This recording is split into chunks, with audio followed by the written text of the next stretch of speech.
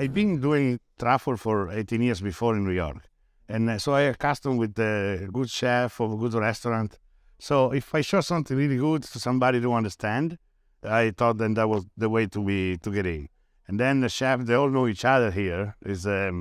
So try to go this place. Then another chef called me, and then it multiplied. I didn't have any salespersons, but everybody knew that my truffle were good. Guys, I'm fast. So I'm videoing. You keep babbling. Sorry. Oh, I asked you. You see me talking? Yeah, leave it. Sorry. Keep recording. Control. Sorry. Recording is nice. Hey, Welcome to our podcast, Experts Dubai. Today, as you can see, we are again outside and we're visiting one of the really most famous trufflemans in the world, I would say. That's why everybody calls him Truffleman. Everybody knows him as the Truffleman. His name is Massimo. He is the owner of Untitled here in Dubai. His career goes back over 30 years. And since we interviewing successful businessmen who made it in the United Arab Emirates, who are here since a long time and who have a lot to talk and to share with businessmen from all over the world who want to start their business also here in the UAE.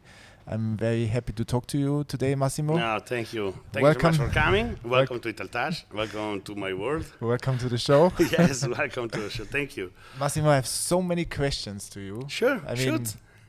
Of course, we all know it's not so easy to start business in Arabic country or in the Arabic world.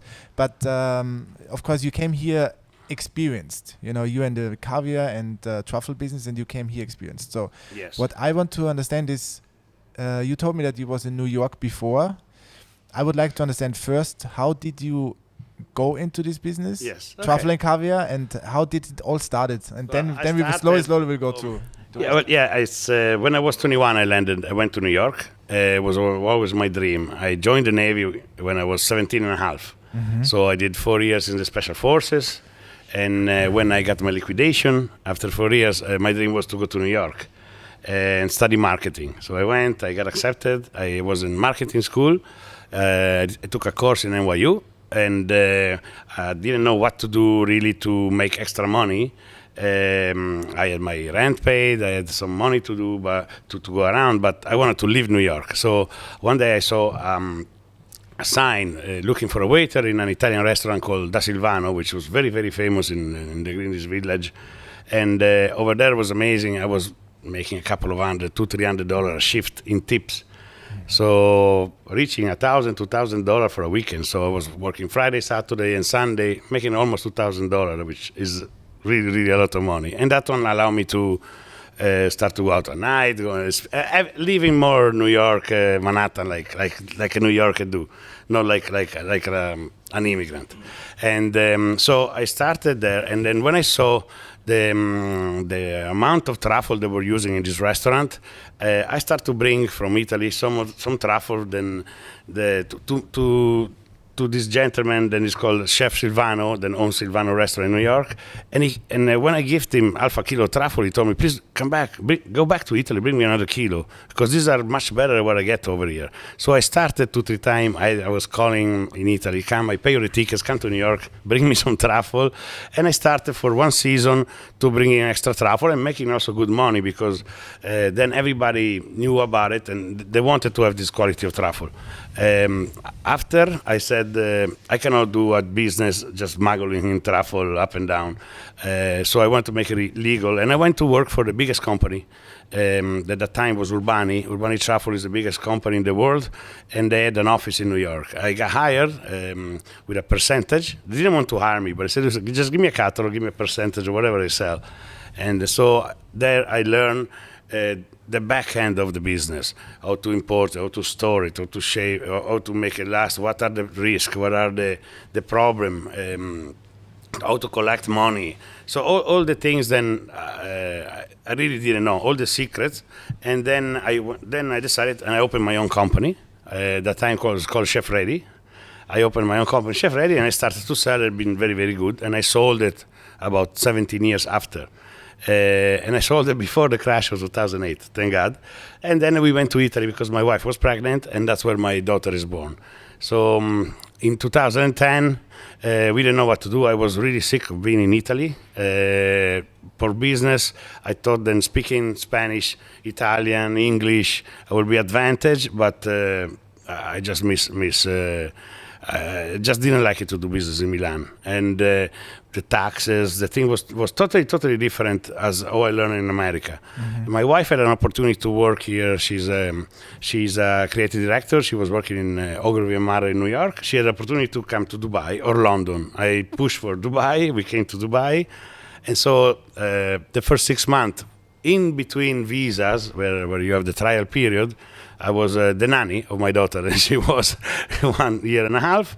And then I started to, I want to do something. Let me try to contact all the food supplier here.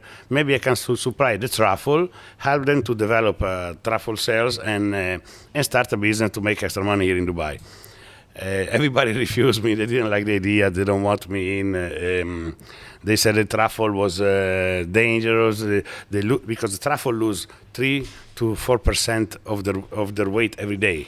So it was very, very hard for them to understand really how's the business, what are you going to buy it, what do you mean is wild, why you have to pay cash in advance, why it has to be all under the table, because that was kind of the gray area of the truffle business. But to whom you talked first when you came here? Over here, I went to all the top suppliers. I sent my resume, I don't know if I can say the name, but Fresh Express, Classifying Food, Casineto. I did trial with all of them, but nobody really was interested. They were selling some truffle here, but they were more by nature, they're more a food supplier with a 360-degree scope.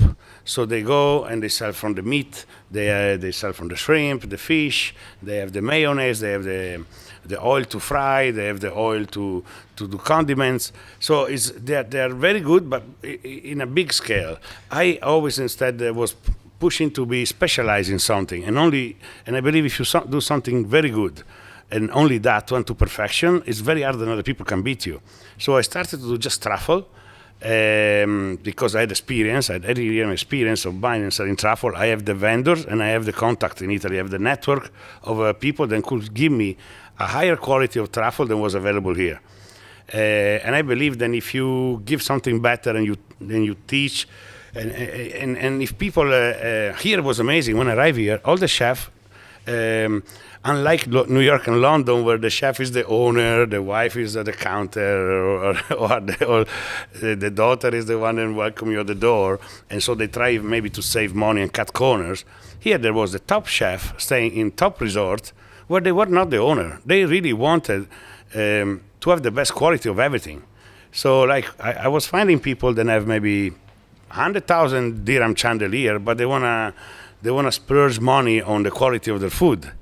Instead, over here was like, no, I want the best. Give me the best. The best is always welcome. At least they try. Then, of course, if you have a competition, then come in.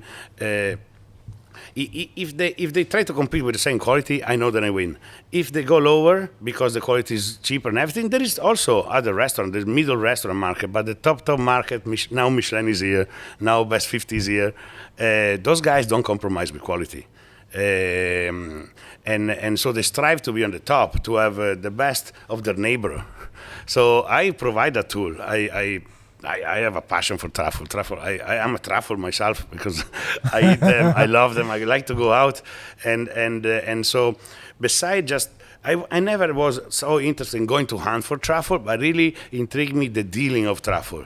The fact of buying truffle. When I was going to Italy, you buy truffle from the back of a car with a light and a scale and a stash of 50,000 euro because nobody wants to pay taxes there. So it's all a gray operation. So it's like, but it's legal. So it's a business and it's legal. And so I started to import top quality truffle, then have a shelf life much longer, because if you have the truffle in a couple of days here, is this most costly than to just put it together when you have the tomato, the mozzarella ship, and once a week you get it. I get it every couple of days, and I get it from different supplier.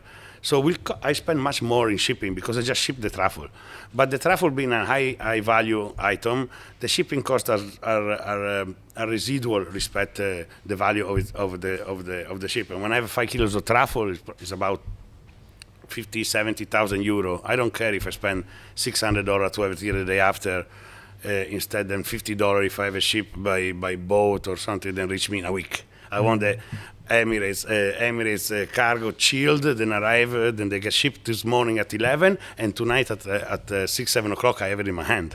So how is your experience with these deliveries? So it's like it works very smoothly. At the beginning it was a nightmare. How was it in the beginning? At the beginning it was unorthodox, let's say, respect the standards. But I really started with 4 or 5 kilos of truffle coming in.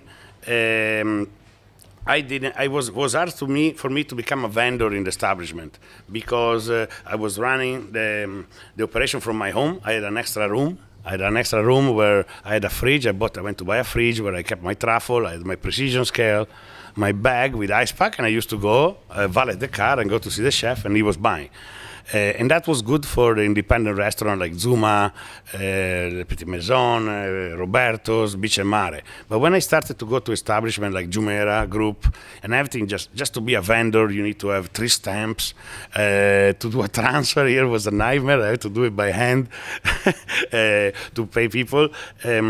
But I was very, very persistent, and with the help of the chef, they really want me in. They helped me to pass all the tests that were needed. So then I opened my own office, and I started to do everything legal, like within a year, and legal in the sense with the correct temperature. But at the beginning I was just valet the car and bring you the truffle.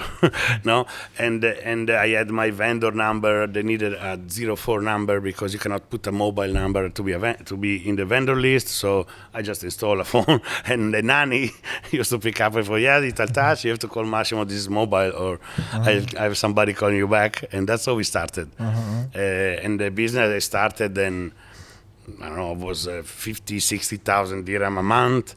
Then for 2 months there was nothing. Then some sales.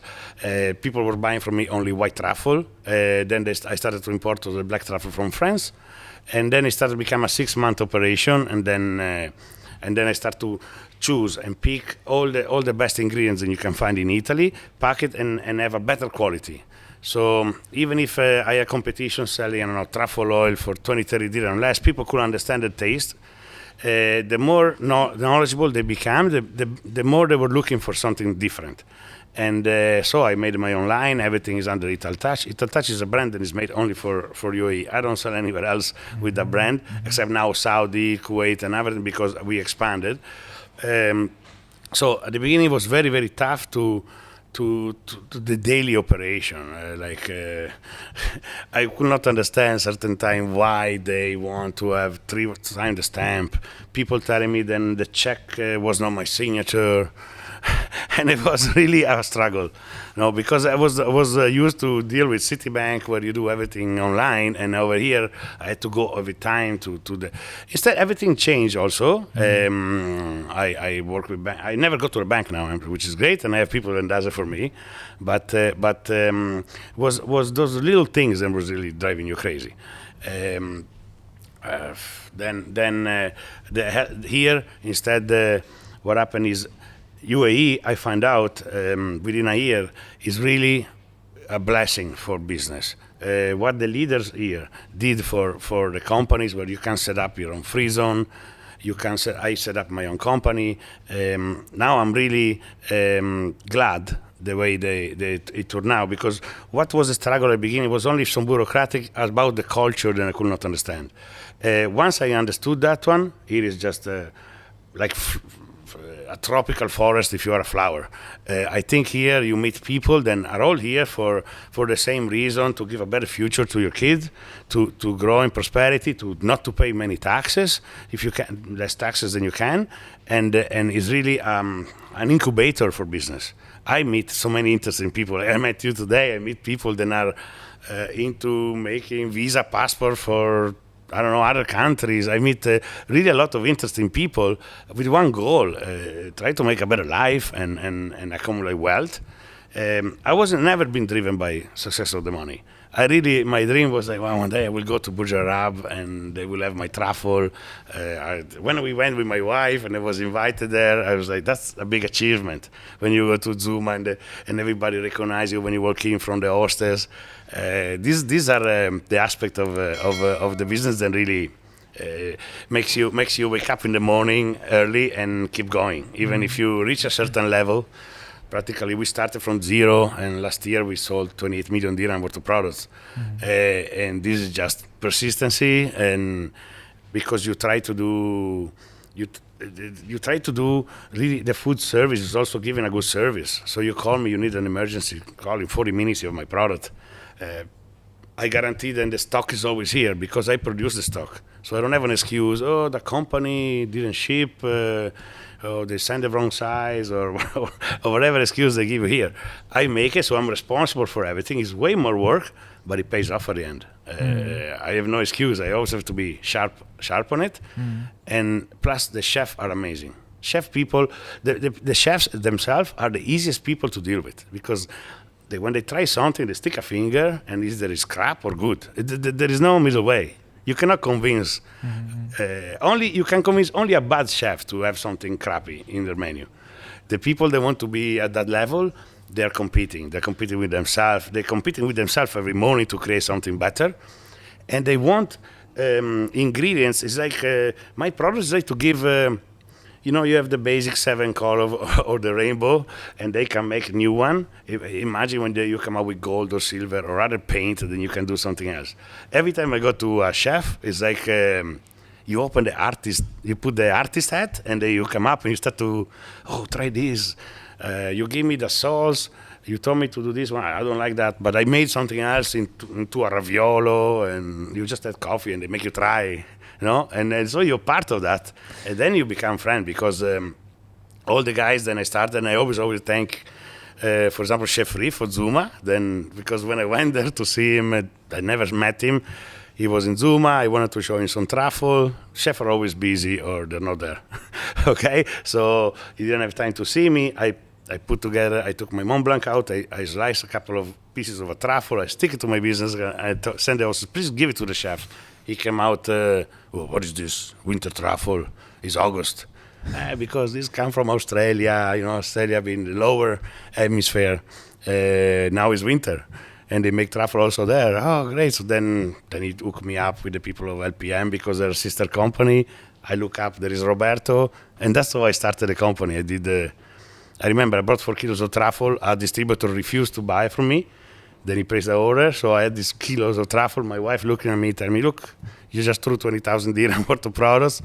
And nothing. I went Zuma, LPM, Roberto's. I sold them all in an hour. I rushed to Ras Al Khaimah the day after, and I opened Little Touch. And it was April 23, so 12 years now. Wow. 11 years, sorry. I was a great ride from then. Incredible. So is there anything where you would say, if now, with all your knowledge that you have, you would have done it differently? No. I think I also was very careful. I wasn't really gambling or trying to do things. I have many people trying to send me other product than I could sell to the same chef. So I could talk to a chef also about my truffle, the caviar, I don't know, Wagyu beef and some other consumer product. And that's what gets you to be more to deal with the chef, because the vegetable they have to buy every day, the meat they have to buy is part of the menu. So it could be easy. Instead, I prefer to stay concentrating on caviar and truffle than I always did. And my motto is truffle, caviar, and everything nice. But it's practically few other products than are niche products than you cannot find very often, or other people don't risk to take, because it is a risk.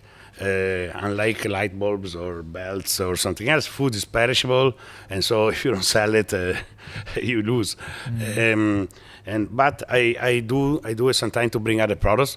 If a chef asks me, more as a favor, like a service. Oh, you're from Sicily, you want this kind of oil, then you remember when you were cooking in the restaurant and you cannot do the dish without it, I'll bring you in a pallet, and I don't make much profit on it, but it's just more as a favor. what I will do different is no, like I'm being very lucky. I don't I like I also have to thank the team that I have. I think we are like a bunch of renegades put together, and I feel like the mighty duck, where we go like and when we started, that one Indian guy, Kandan, is still here with me. He's 10 years now. Two of the girls, and they did my finance and my recuperating the money. Well, without those three girls, those two girls and this guy, I couldn't go around sourcing more product. So I've been very lucky. I've been trusting them. They trust me back, and they're still with me. And the feeling of having three people that I never deal with truffle, they never even done what they're doing, and to set up to make a team now of 25, then we work very well together. I get pissed off, I shout, then they know, whatever. Then it's part of it, and it's never boring when you come to the office. You always something different. I will not change anything. I really living like a film, like a movie. But how did you find your employees? How was this? How did it happen? Word of mouth, and honestly, I've been using Dubizzle. And then in Dubizzle it's crazy because you put an ad for a secretary, then the guy want to be a truck driver, the other one, like they don't even look what they apply for. So I really go with my guts. I have one girl here that I hire. She's my finance manager. She's still now. And the niece was also there accompanying her. I hired also the niece. At the beginning, I was also desperate. I was also I couldn't pay much, no. But I told him, look, if we do it and we go well, I give you dividends. We do bonuses. So in Europe and in America, I used to the 13 pay or the 14 pay. So that's what I do here. When they go for Ramadan, they have extra money. When they have, and then, for example, for the drivers, I have here. We are like the UN here. I have Cameroon girl. I have Sri Lanka, I have Nepal, I have Indians, I have Pakistani. So it's really, really multicultural, and it's just great to work with them. Really, really, they give me a lot of satisfaction. And also, lately I did I partnered with a multinational called Transmed, which now they own a bigger percentage of the shares, but they give me the possibility to be in 6-7 other markets automatically. So it's a great partnership. We already started with Saudi. So my products are now in Saudi, available in Saudi, in Jeddah, Daman, and Riyadh instantly. And we almost double our business. And Saudi is also a big part of the future. The next target is India. I am in the talk, and next year we're going to do a partnership with an Indian company to be in 12 different cities at the same time, because I think India will explode in the next 10 years. Already now I have maybe 20% of the products sold are sold to India, and they come and they send their driver, their nanny with the plane, and my guy meet them outside the airport, and they bring back the stuff to India. It's I mean, you have even billionaires that carry 17 bottles of Carpaccio because they cannot find it there. It's crazy, but it's absolutely true. Okay. They buy truffle. For example, truffle in India, it's being vegetarian is accepted by everybody, and they don't have middle way. Then they buy, I buy 100 grams of truffle. No, 1 kg. They give a gift, 1 kg truffle. So that's my goal for the next 2-3 years to be there. Okay, so you are going to expand, which means that you believe in the market, obviously. Yes. How did you see the growth of the UAE in the last 10 years in your market? Yeah. And what do you think where it will go in the next years?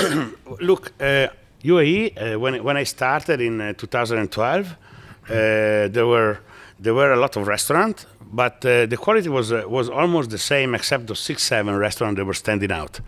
I think that that angle of a top restaurant increased a lot. Also because people are more, well, first of all, Emirati and UAE people are very knowledgeable food. They travel, they went to London to eat, they went to New York to eat, they went to Italy. I mean, they know parts of Italy that I don't even know, and they've been. So they understand about quality, and they want quality. So if you just open up a restaurant, you make it all nice, but you serve fluffy. I don't know, crappy stuff. Just because you decorate it or you make it nice, it won't last in Dubai. They know about the quality, and they have a very good standard. There are staple restaurants here, then continuously are packed. So a lot of other restaurants, they get overflown clients for this client. When there is less people here, those restaurants, Ramadan could be, and you have certain restaurants, DFC, and they're still packed. When the average are struggling. But there is an influx of tourists. I tell you, the rulers did a great job as putting Dubai on the map. From Expo, from after COVID to Expo, to all the present Emirates Airlines bringing in. Everybody in the world knows about Dubai. They want to come and see it at least once. They want to see what it is. And when you come here and you have security, you don't have bums in the street, it's really a plus. To me, I don't have to lock my door on my house. I never worry about what I have in the car.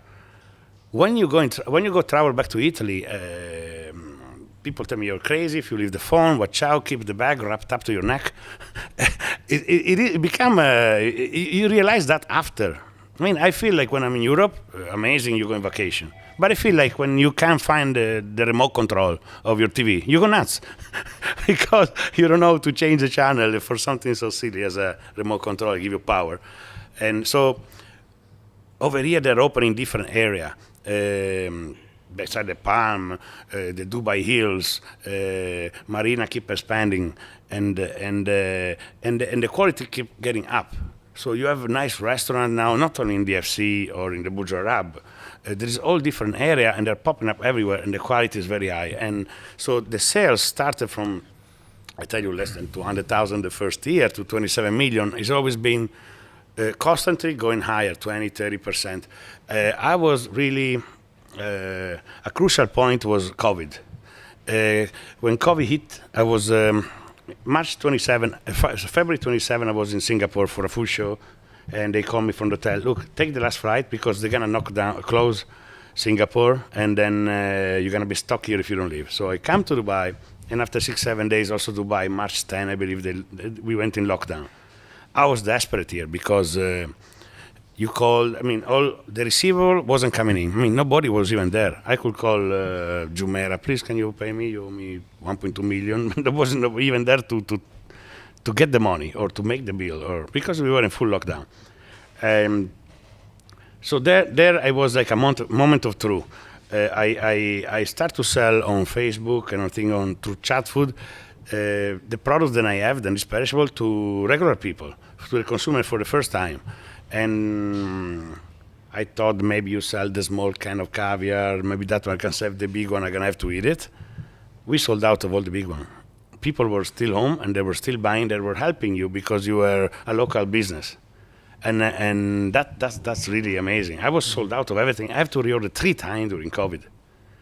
And once they did, I got vaccinated. I remember January 2nd, the first time, and the 7th. Between the first one and what they did with COVID here is amazing. There was people here. Business was booming. The moment they lifted the thing, all the restaurants were packed. People coming from England, people coming from America because they couldn't take anymore to be in quarantine. It was just amazing. We had a boom.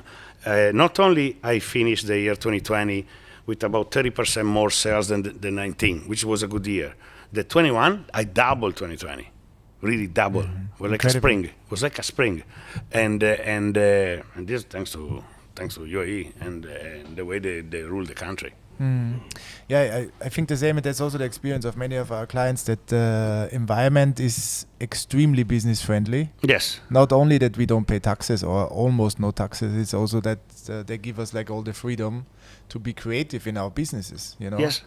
And I think that's a huge plus, and that's also probably one of the things why you got successful here, because Absolutely. You got such a friendly environment, and they also support, you know, with not taking your money, basically. Yeah, I know. And also, you know what I mean? But the cost of starting the business, also now, it changed with respect 10 years ago. Because 10 years ago, like, they're getting better. Like, you can get a visa But besides, you can get a golden visa. You buy a property. So, man, if I am in Kazakhstan with minus 40 degrees and I have some money in the bank, of course I'm gonna buy something here and stay at least 6 months. Exactly. In the nice weather. Yeah. You know, I mean, I think it's a no-brainer. And same if you're from Germany, from Italy, you don't have to be from some undeveloped country because you want to come where they have there's electricity. I mean, I'm talking about first world country. You prefer to be here. Absolutely. It's beating that. Yeah. So Massimo, we talked also a little bit about Saudi Arabia, and you said, okay, you made the step into Saudi Arabia. Yeah. Like, there's a lots of stereotypes about Saudi. I mean, I don't have them because I'm working with Saudi also since many years. But especially Europeans or businesses who want to come here, they have like these stereotypes in mind, about Saudi, like they don't respect human rights, they don't respect women and all these things. How do you experience Saudi Arabia? Again, personally? I am lucky. I mean, if I was selling tubes or I don't know lamps, probably I will have to go to see warehouses in the middle of the desert with, and do meeting. And if everything goes well and make a sale, maybe I take you to Koya in Riyadh, okay? And then you go, I'm lucky. I wake up every morning, I talk to top chefs. Then in 10 years, they became really good friends. We go for barbecue, we eat with our family, the kids know each other. Because you develop a natural friendship. In Saudi, most of the people that are opening a restaurant there are chefs from here. I mean, they're being used as consulting, they're being used as chef. Many outlets from here are already open, if not opening in a year or two in Saudi. Again, take Koya, Zuma did a pop-up, Scalini in Jeddah, there is Cicchetti, there is many restaurants, copy and paste going there.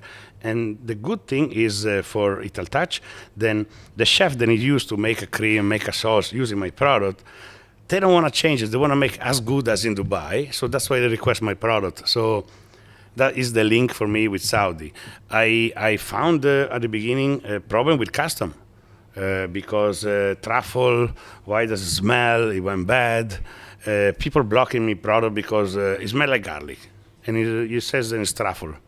They thought that maybe it was chocolate, but then when you open the thing, it smells like gassy. What is this? So at the beginning, but it's all a process, and they're learning. When instead about the Saudi, I found the Saudi a bit more friendly, actually, than Emirati here. I know many Emirati; they're very cool, but I think they are like. It's different culturally. I think maybe they're like, when I talk to them, like people want to befriend me just because I'm Emirati. They don't know why you want to befriend. It's kind of like to have the rich guy, then as all people want to be friends with him. You don't really know why. Maybe if you like him for real or like him because of status or because he's Emirati or something. So they have this kind of suspicion all the time. No? But Saudi, I've been to the royal family or people, they invite you to their house. They have the rules, the majilis, watch out, what you're saying. I remember when they put the music, because I've been sending to Saudi already for more than 8 years. I went to bring truffle when the Ritz-Carlton was a jail. I went to bring Truffle and Caviar at the guest of the jail when that was my first trip to bring 3 kilos of truffle there. And I had to go to the gate and they pay me cash. Wow, amazing. And that was my first trip. Then I started to go when at the restaurant. Cipriani opened, then Billionaire opened. There was my prime minister of Italy was there. They wanted my travel, so I went to bring it. And sometimes you have to go and just put it in the bag and just hope that they don't stop you, because you never know. But it's the same thing for Doha or the same thing for Kuwait. It is the first. It's something that probably happened in Dubai 20 years ago, because custom doesn't know or they're not used to the specter of what it is. So. Sometimes it goes through, sometimes it doesn't. You don't know for what reason. They leave it outside for 10 days, and then that's it. You have to throw. You have to throw it. But for me, I had a very good experience. I remember when I went to Saudi and they did the first concert. It was like looking at the people. Take Europe when the Beatles used to go around. Like that kind of passion to listen to, I think Backstreet Boy or something. They were singing for the first time. They had surround sound. They all know there is a satellite. They all have music. They all have YouTube. But one thing is to be part of a concert. There was no booze, but you start to have elevator music in all the restaurant and the cafe. And now there are clubs. Now they can really play. Of course, they still pop, instead of Dom Perignon, they pop San Pellegrino Magnum at 300 dirham. I saw that. A Magnum of 3 liter of San Pellegrino at 300 dirham. It was just amazing. But will change. Everything will change there too. I see from Expo, they are really pushing the tourism also. And all the new development they're doing, we'll try to compete with Dubai for that kind of tourism. No? Yeah, I think the same. They have this giga projects, the line, for example, Oxagon, Red Sea development project. And my experience in Saudi is very similar. It's like the first time when I came to Saudi, I was standing on the street waiting for my taxi, and 3 cars stopped me and said, Come in. I was like, what the hell? They want to kidnap me? Or but no, they just wanted to bring me wherever I want. I find them very friendly. Yes, extremely friendly. Also, the Saudis, I never saw Arabs laughing more. They're always smiling. They're always laughing. They're always friendly. Yeah. So the stereotypes are completely nonsense to what is reality. But it's always like this, It's like but also me happen. Also, then you have you are in the hotel, and then you hear beeping for like 20 minutes. 2 o'clock in the morning. What the hell is going on? What is going on? And then there's a guy with the Land Rover sitting in the middle of the street, beeping to the guy to bring him some karak, waking up the whole neighborhood. Exactly. That's also part of the culture. But is everything changed? I think in the Middle East, it's actually the position for business between Africa, Asia, Europe. It's a great spot. I told you before, if I cash out now, I wouldn't know where to go. I mean, I could go live London, England, Tokyo, wherever. I would not know where to go better than where I am now. I think it's. And I have a daughter that is now 13. Yeah. So I think it's almost impossible to. I tried it. After 5 years, I said, okay, I will leave Dubai. I will move to Vienna, to the best part of Vienna. Beautiful in the wineries, everything amazing. And I made it 1 summer. But as soon as the temperatures dropped, and I saw how the for the temperature. Yeah, but you can also see how the peoples are dropping. They become from nice and good to depressive. As colder it gets, as more foggy it gets. You're in Vienna. I'm from northeast of Italy. I'm from near Venice. Let's say 30 minutes outside Venice, which is 4 hours, 5 hours driving. No? Yeah. And in East Italy, we're happy we have more wine and things maybe than Vienna. But trust me, like to have every day somebody asks you, give me a cigarette, I want €2 or something, like if it's just, or watch out for everything, take off your watch, don't leave this there. People breaking in and steal your supermarket. Beside the safety, I go to Italy, I love it, my country, I go to Italy, I have fun, 2-3 days a week, my vacation, I come back and this is my home now. Absolutely, yeah. This is really my home. Why do you think, is it so safe here compared to countries like, for example, our countries, Austria, Italy? Why do you think it's so safe? What do you think is the difference? Because the people that run the place are different. I think because I don't understand why in my country, if somebody try to rob me now, even if I catch him, in an hour is out. I mean, the problem is they don't like, you don't get a punishment. So if you can go somewhere, you can rob somebody, and then even if they catch you, you're out because the jar are too full, or because poor guy, you don't have to eat by yourself. I mean, there is an issue in Italy where somebody occupies somebody else's house, and because they don't have a house, and the law says you're supposed to have a roof, and you're supposed to have a job. Okay, so you can take somebody else's house, and because you have 3 houses, you have to leave it to him, and maybe 10 years after they give it back to you by all the proceeding. In Italy, for example, is very bad. Italy is great for many things. I mean, I'm not trying to put crap on my country. It's about, for example, if you owe me money, you can sue me. Okay, I owe you money. Let's say do the transaction, I don't pay you for whatever reason. By the time you recuperate the money, if I'm still alive, maybe I pay you in 10 years. And people laugh at you. Exactly. Like at least here, you bounce a check man, if they deport you, stay away from me. At least I don't have to see you in my face every day smiling with my money in your pocket. Exactly. You know, at least I hope, you know. But they made it also friendly for that. It's not as bad as it used to be before. Before I was really scared to write a check. When I arrived here, I remember I have the checkbook in one account and I had some money. All that a bill, all by check. That's why I had the problem of the signature.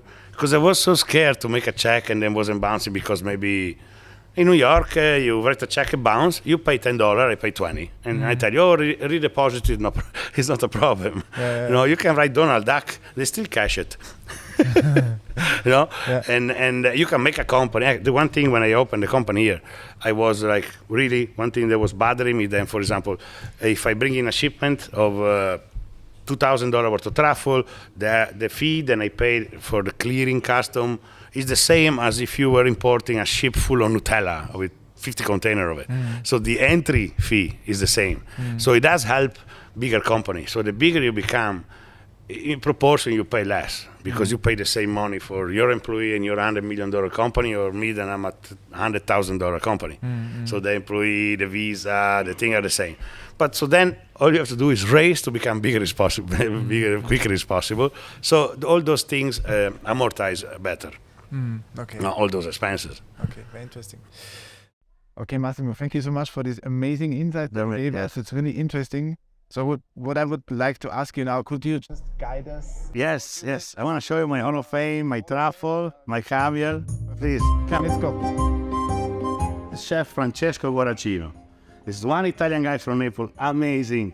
He's the one who started buying truffle from me, and he bought the record-breaking 1 kilo truffle, 1.6 gram, 1,006 gram, which is the biggest truffle ever to enter UAE. These are black summer truffle. These are ready for this week. Right now is a summer truffle. It's actually beginning of the season, so they're not fully mature. They are the beginning, because this one, the maturity is in June to September, and then September we will start with the white truffle and the black winter truffle later on in November, December, all the way. So we have a cycle of truffle all year long.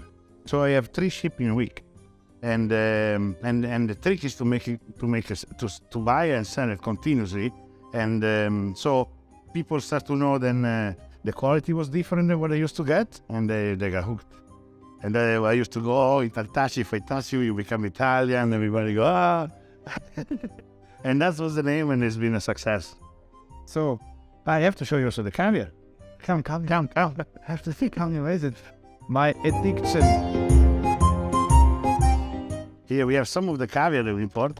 Check it out. We have Iranian, beluga from Iran, amazing. Italian, we have the best from China, the hybrid. Then all the way, and then I show you. Come look. This is Italian beluga. Check this. This is to die for.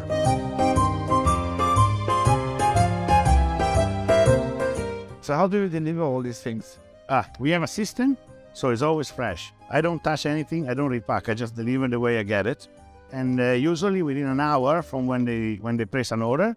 If it's during the day, we deliver, we have it to you. If it's an emergency, let me know. Other way, I receive the LPO, and the day after get delivered to you. So for everybody who likes caviar, if you want to be healthy, you have to eat 1 box a day. A box a day? Minimum. Well, maybe